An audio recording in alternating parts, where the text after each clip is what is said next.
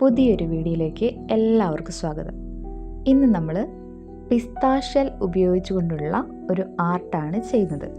ആർട്ടും ക്രാഫ്റ്റും കൂടി ചേർന്നൊരു വർക്കാണ് ഇന്നത്തേത്. അതിന് പിസ്ത ഷെല്ലും പിന്നെ gold colour nail polish, blue colour nail polish, പിന്നെ ഫാബ്രിക് പെയിൻറ്റ് ഞാൻ ഉപയോഗിച്ചിരിക്കുന്നത്. അതിൻ്റെ ഒരു ഫ്രെയിം ഉണ്ടാക്കാൻ വേണ്ടി ഞാനൊരു ബ്ലാക്ക് ചാർട്ട് വാങ്ങിയിട്ടുണ്ട്. അതിന് ഏകദേശം 10 രൂപയാണ് അതിൻ്റെ വില. അപ്പോൾ ആ ചാർട്ടിൻ്റെ ഒരു കാർഡ്ബോർഡ് ഷീറ്റ് എടുത്തിട്ട് ആ ചാർട്ടിന് കണക്കാക്കി ഞാൻ മുറിച്ചു ഫ്രെയിം ഉണ്ടാക്കാൻ വേണ്ടി. കാർഡ്ബോർഡിനെക്കാട്ടും വലുപ്പത്തിലാണ് ചാർട്ട് പേപ്പർ മുറിച്ചത്. ഇനി അതിൻ്റെ പുറത്തേക്കുള്ള ഭാഗം കാർഡ്ബോർഡിൻ്റെ ഉള്ളിലേക്കാക്കി മടക്കി ഒട്ടിക്കുകയാണ് ചെയ്യുന്നത്. അങ്ങനെ 4 ഭാഗത്ത് ഒട്ടിക്കുമ്പോൾ അതിൻ്റെ കോർണറിൽ ഒരു ചെറിയൊരു പീസ് സ്ക്വയറിൽ നമ്മൾ മുറിച്ച് മാറ്റേണ്ടതുണ്ട്. അപ്പോൾ കുറച്ചും കൂടി നല്ല പെർഫെക്ഷനിൽ കിട്ടും. അങ്ങനെ 4 ഭാഗത്തു നിന്നും സ്ക്വയർ ഷേപ്പിൽ നമുക്ക് ഭാഗം മുറിച്ച് മാറ്റി പശ വെച്ച് ഒട്ടിക്കാം. പിന്നെ ഞാൻ ഉപയോഗിക്കുന്നത് റാപ്പ് ടേപ്പാണ്.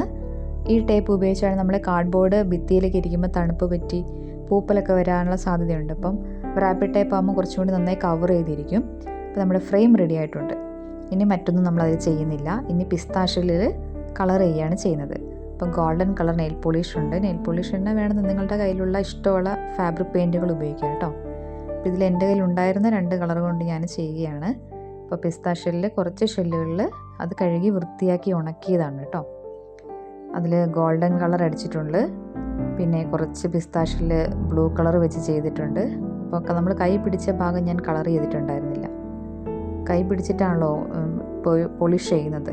അപ്പോൾ ഉണങ്ങിയ ശേഷം കൈ പിടിച്ച ഒരു ഭാഗത്തു കൂടി നെയിൽ പോളിഷ് അടിച്ച് നല്ല ഭംഗിയാക്കി വെച്ചിട്ടുണ്ട്. വെയിലത്ത് വെക്കുവാണെങ്കിൽ പെട്ടെന്ന് ഉണങ്ങി കിട്ടും കേട്ടോ.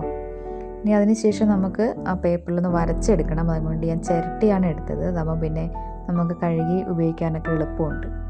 അപ്പോൾ ഒരു ചിരട്ടയിൽ വെള്ളം എടുത്തു. ഒരു ചിരട്ടയിൽ ഞാൻ പെയിൻറ്റ് മിക്സ് ചെയ്യാണ്. പച്ച കളറിലുള്ള ഫാബ്രിക് പെയിൻ്റാണ് ഉപയോഗിച്ചിരിക്കുന്നത്.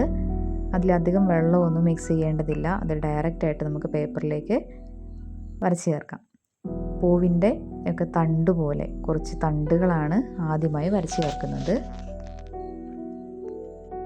നമ്മൾ ചെയ്തിരിക്കുന്ന ഫ്രെയിമിൻ്റെ വലിപ്പത്തിനനുസരിച്ച് നമുക്ക് പൂക്കൾ ചെയ്തെടുക്കാം കേട്ടോ. ഇതിൽ ഞാൻ കുറച്ച് നീളം കൂടിയതും വീതി കുറഞ്ഞതുമായൊരു ഫ്രെയിമാണ്.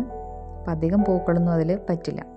അപ്പോൾ ആദ്യം നമ്മളൊരു ഔട്ട്ലൈൻ കൊടുത്ത ശേഷം ഇനി ഓരോ തണ്ടിലും ഇഷ്ടമുള്ള രീതിയിൽ പൂക്കളുടെ മാതിരി കളർ ചെയ്ത് വെച്ചിരിക്കുന്ന പിസ്ത ഷെല്ല് നമുക്ക് ഒട്ടിക്കാം. അപ്പോൾ ആദ്യം ഞാൻ ഗോൾഡൻ കളർ കൊണ്ട് ചെയ്തത് തന്നെയാണ് ഒട്ടിക്കുന്നത്. നമ്മുടെ സാധാ ഫെവിക്കോൾ കൊണ്ട് തന്നെ ഒട്ടിക്കാവുന്നതാണ്. അത് ചെറിയൊരു പിടുത്തം മതി, അതവിടെ നന്നായി ഉറച്ചിരുന്നോളും. അപ്പോൾ ആദ്യം പൂവിൻ്റെ ഷേപ്പിൽ അല്ലെങ്കിൽ ഏതെങ്കിലും രീതിയിൽ പശയാക്കിയ ശേഷം ഗ്ലൂ ഗണ്ണ് വേണമെങ്കിൽ അങ്ങനെ ഉപയോഗിക്കാം കേട്ടോ. അപ്പോൾ അതാകുമ്പോൾ കുറച്ചും കൂടി പെട്ടെന്ന് കഴിയും. എൻ്റെ കയ്യിൽ ഗ്ലൂ ഗൺ ഉണ്ടായിരുന്നില്ല, അതുകൊണ്ട് ഞാൻ ഫെവിക്കോള് ഉപയോഗിച്ചത്. അപ്പോൾ ഫെവിക്കോള് കൊണ്ട് നന്നായി ഒട്ടിയിരിക്കും. അപ്പം ഗോൾഡ് കളറും നീല കളറും മാത്രമേ ചെയ്തിട്ടുണ്ടായിരുന്നുള്ളൂ. അപ്പോൾ കുറച്ചുകൂടി കളർഫുള്ളാകാൻ വേണ്ടി റെഡ് കളറും കൂടി ഞാൻ ചെയ്തിട്ടുണ്ട്. അതിന് റെഡ് കളറിലുള്ള ഫാബ്രിക് പെയിൻ്റാണ് ഉപയോഗിച്ചിരിക്കുന്നത്. അപ്പോൾ നമ്മളെ വിരൽ പിടിച്ച ഒരു ഭാഗം ഉണങ്ങിയ ശേഷമാണ് ഞാൻ പെയിൻറ്റ് ചെയ്തെടുക്കുന്നത് കേട്ടോ.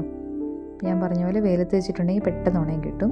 അപ്പോൾ ആ ഉണങ്ങുന്ന നേരം കൊണ്ട് നമുക്ക് ആ തണ്ട് കുറച്ചും കൂടി പൂക്കളുടെ തണ്ട് കുറച്ചും കൂടി ഭംഗിയാക്കാം. അപ്പം അതിന് യെല്ലോ വാട്ടർ കളറാണ് എടുത്തത്. അതിൻ്റെ യെല്ലോ കളറിലുള്ള ഫാബ്രിക് ഉണങ്ങിപ്പോയിട്ടുണ്ടായിരുന്നു, കിട്ടുന്നുണ്ടായിരുന്നില്ല. അപ്പം ഏതെങ്കിലുമൊക്കെ രീതിയിൽ വെച്ച് നമുക്ക് അഡ്ജസ്റ്റ് ചെയ്യാം. അപ്പോൾ തണ്ടിന് കുറച്ചും കൂടി കളർ കിട്ടാൻ വേണ്ടി, കുറച്ചും കൂടി എടുപ്പ് കിട്ടാൻ വേണ്ടി അതിന് മുകളിൽ കൂടി ഒരു യെല്ലോ ഷെയ്ഡും കൂടി, യെല്ലോയും ഗ്രീനും കൂടി മിക്സ് ചെയ്തിട്ട് ഞാൻ കൊടുത്തിട്ടുണ്ട്. ഇനി നമുക്ക് ബാക്കിയുള്ള പിസ്ത ഷെല്ലും കൂടി അടിച്ചു കൊടുക്കാം. അപ്പോൾ ബ്ലൂവിന് ഞാൻ ചെറിയൊരു വൈറ്റ് കളർ കൊണ്ട് അതിൻ്റെ പൂമ്പൊടിയൊക്കെ പോലെ തോന്നുന്ന രീതിയിൽ ഒരു ഭാഗത്ത് കൊടുത്തിട്ടുണ്ട്. വെറുതെ ഒരു രസത്തിനൊരു ഡിസൈൻ കൊടുത്തതാണ് കേട്ടോ. നിങ്ങൾക്ക് വേണമെങ്കിൽ പിസ്ത ഷെല്ലിൽ കുത്തുകളിട്ടോ അല്ലെങ്കിൽ 2 കളറായി ചെയ്തിട്ടോ ഇഷ്ടമുള്ള രീതിയിൽ പെയിൻറ്റ് ചെയ്തെടുക്കാം, നമ്മുടെ സമയവും നമ്മുടെ ക്രിയേറ്റിവിറ്റിയൊക്കെ അനുസരിച്ച്. അപ്പോൾ ബാക്കിയുള്ള തണ്ടുകളിൽ കൂടി നമുക്കിതേപോലെ പിസ്ത ഷെൽ പൂവിൻ്റെ ആകൃതിയിലും മൊട്ടിൻ്റെ ആകൃതിയിലും ഒക്കെയായി ഒട്ടിച്ചെടുക്കാം.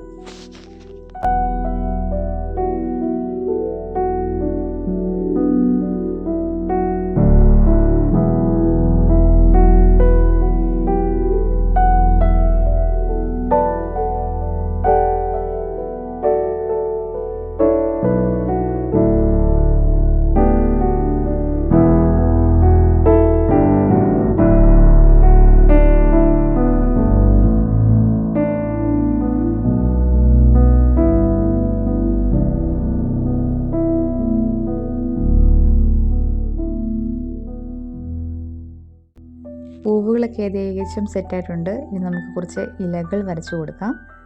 അതിനായി നേരത്തെ നമ്മൾ മിക്സ് ചെയ്ത് വെച്ചിരിക്കുന്ന പച്ചയും മഞ്ഞയും കൂടി കൂടിയൊരു കളറാണ് ചെറിയ ഇലകളുടെ ഷേപ്പിൽ വരച്ചു കൊടുക്കുന്നത്.